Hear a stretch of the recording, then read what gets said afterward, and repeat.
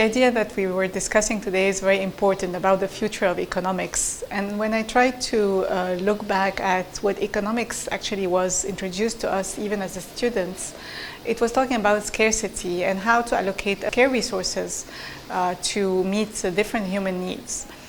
But when I further thought about it, I also thought that there is also what we can call the economics of abundance, meaning that there are resources around us that are available in abundance, but are not used equitably, safely, and efficiently as they should be in order to meet the same human needs. The first one is straightforward. We all now know that clean energy is inevitable and is not an option anymore. So how to use clean energy to provide for the globe needs.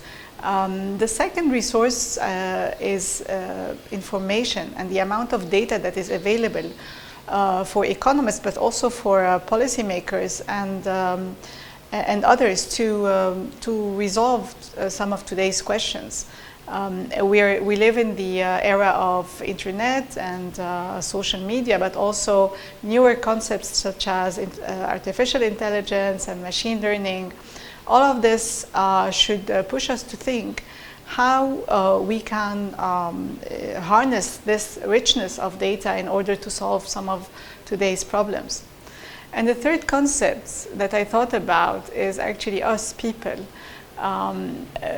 Population growth, the world population growth has expanded. We have reached the mark of 8 billion population globally just last year. And with this, there's also flows of migrants and unfortunately displaced people. The amount of, or the number of displaced people nowadays amount to a country like Turkey or a country like Spain and Poland together. So how do we use this human resources in terms of jobs, health requirements, education needs, and others? And the fourth element I want to introduce in discussion is about ideas. Ideas are everywhere, and the free flow of ideas is very important to underpin the social and economic progress.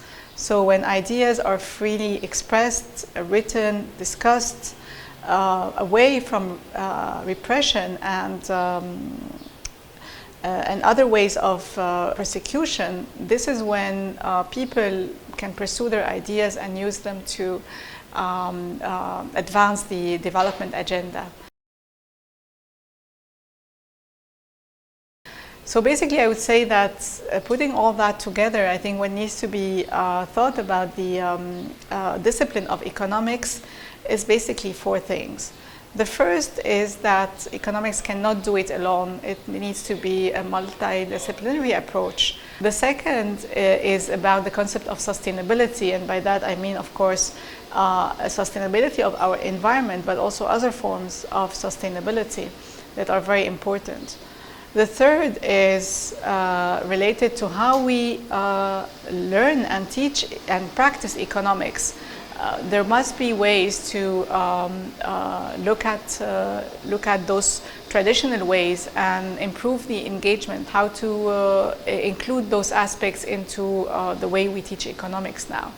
And then the fourth aspect, and the last one, is how we communicate those ideas to the wider public, but also to policymakers, and how to gauge their interest into integrating some of those findings from economic analysis into policymaking.